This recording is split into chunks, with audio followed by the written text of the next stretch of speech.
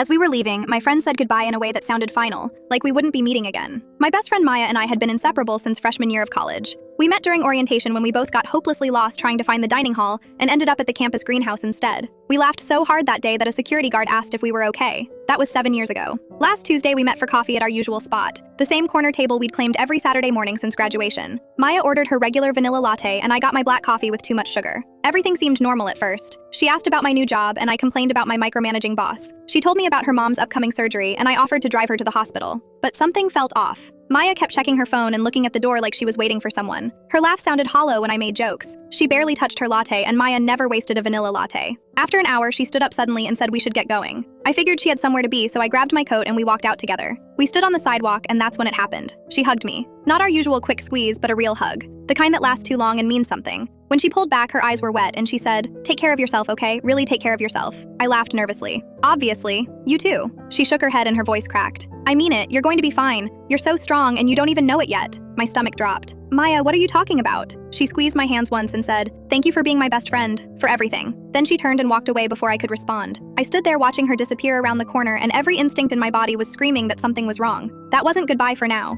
That was goodbye forever. I called her 3 times that night. No answer. I texted asking if she was okay. Nothing. By midnight, I was panicking. I called her mom, who said Maya had come home and gone straight to her room. The next morning, I drove to her house. Her mom answered looking exhausted and worried. She let me in without a word. I found Maya in her room surrounded by old photo albums. "What's going on?" I asked from the doorway. She didn't look up. "I didn't want you to find out like this." My heart stopped. "Find out what?" She finally met my eyes and I saw how scared she was. "I'm moving to Oregon. My dad got a job offer and they need me to help take care of my grandmother. We leave next week." I felt like I'd been punched. "Next week? You've known about this for how long?" 2 months. 2 months. My voice came out as a whisper. "Why didn't you tell me?" Tears started streaming down her face. "Because I couldn't say it out loud. Because every time I tried to tell you, I felt like I was going to throw up. Because you're my person and I don't know how to do life without you.